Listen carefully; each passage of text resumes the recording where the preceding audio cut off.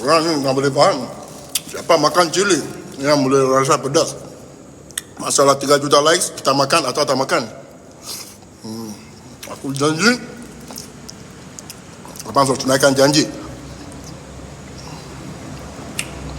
Okay guys, we need to go and solat first, okay? Jom pergi solat.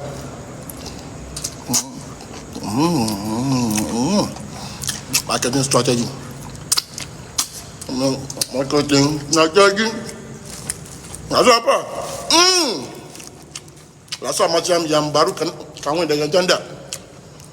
Rasa macam yang baru. Awak tahu tak?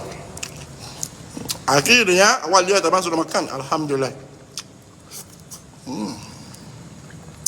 Senanglah. Kalau aku minta like, semua like, semua share.